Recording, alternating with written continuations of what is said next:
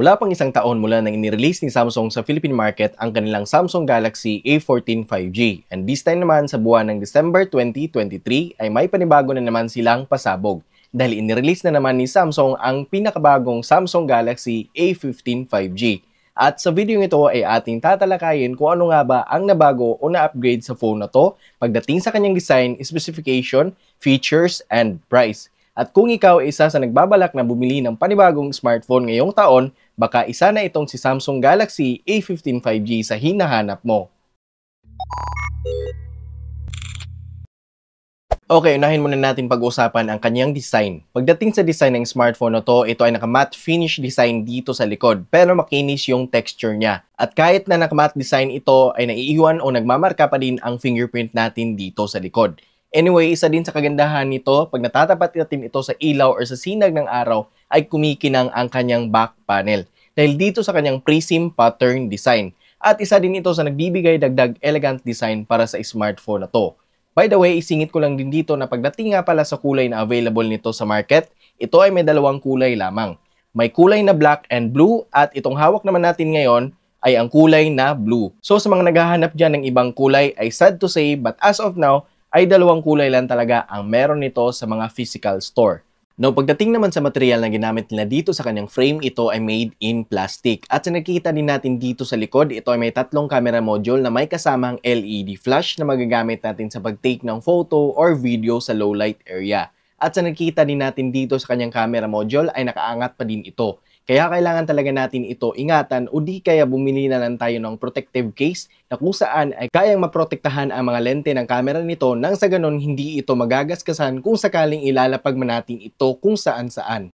Now, isa pa sa napansin ko dito sa panibagong design ng smartphone na to dito sa gilid sa kanang bahagi na kung saan ay tinatawag nila itong key island na para sa akin ay mas pabor ang design na to para sa mga gamer. Dahil mas easy to grip na din ito at napaka-komportable nitong hawakan habang tayo ay naglalaro. Now, malipat naman tayo dito sa harap kung saan sa presyo ng smartphone na to ay makikita pa din natin dito ang kanyang naka-water drop design camera. At mapapansin pa din natin dito na halos magkakapareho pa din ito pagdating sa kapal ng bezel doon sa mga unang inirelease ni Samsung na mga entry-level smartphone. Especially dito sa may bandang chin part.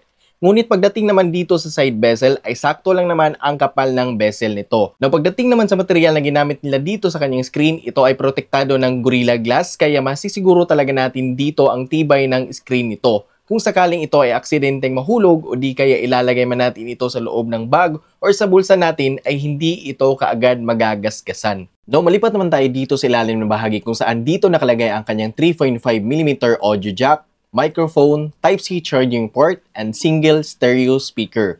At ito ay may Dolby Atmos pa din kaya ma-experience pa din natin dito ang kanyang napakalutong na tunog sa tuwing nanonood tayo ng ating paboritong movie sa Netflix. Now, malipat naman tayo dito sa kanang bahagi kung saan dito nakalagay ang kanyang volume rocker and power button na may fingerprint scanner. Dito naman sa kaliwa ay dito nakalagay ang kanyang SIM card slot na kung saan ito ay naka-hybrid na pwede lang natin lagyan ng dalawang nano SIM card o di kaya isang nano SIM card at isang micro SD card. And expandable pa din ito up to 1TB. Now, pagdating naman sa display ni Samsung Galaxy A15 5G, ito ay naka 6.5 inches Super AMOLED display at may resolution na Full Definition Plus 1080 by 2340 pixel at may 396 ppi. At sa nakikita natin dito sa kanyang display, matingkad ang kulay at napakaliwanag din ito dahil ito ay may 800 nits peak of brightness na. Kaya sa tuwing gagamitin man natin ito sa paglalaro ng online game o di kaya sa panonood ng movie, lalo na sa labas ng bahay at sa katirikan man ng araw, wala talaga tayong magiging problema dito dahil visible na visible pa din ang display nito. At dahil nga sa naka Super AMOLED display din ito, ay makikita talaga natin dito ang napaka-solid ng pagka-deep black sa display nito. Anyway, pagdating naman sa browsing performance ni Samsung Galaxy A15 5G, ay may bibigay pa din ito ang smooth browsing performance dahil ito ay may 90Hz screen refresh rate at na-adjust din ito down to 60Hz screen refresh rate. Nang sa ganon ay mas makakatipid tayo sa battery consumption. And speaking of battery consumption, ay isingit na natin dito ang kanyang 5,000 mAh battery capacity na magagamit natin ng pangmatagalan. At ito ay may charging rate na 25 watts na kayang ma-full charge ang phone na to sa loob ng isang oras from 15% to 100%.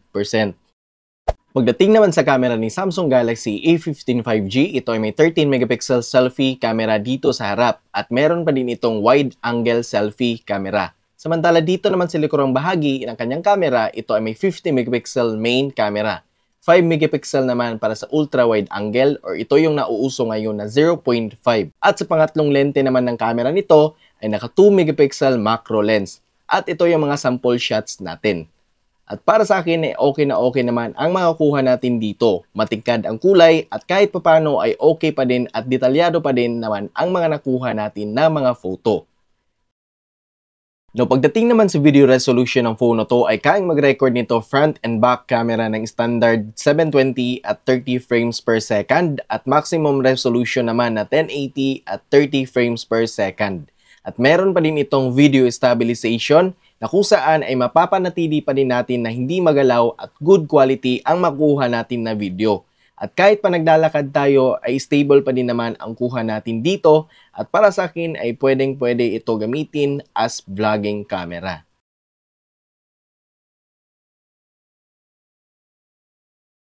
Kung sa performance naman ng ating pag-uusapan dito kay Samsung Galaxy A15 5G, ito ay naka octa-core processor at may latest operating system na Android 14, One UI 6.0.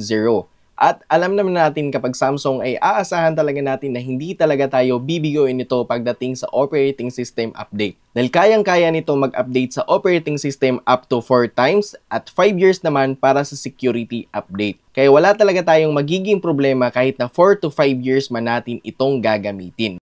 Anyway, pagdating naman sa chipset na ginamit nila dito kay Samsung Galaxy A15 5G, ito ay naka 6nm MediaTek Dimensity 6100 Plus at kaka-release lang nito ngayong taon and for your information lang din ay rebranded din ang chipset na to. Dahil ito din naman yung chipset na MediaTek Helio G99 at may naidagdag lang dito ng konti which is ang kanyang 5G connectivity.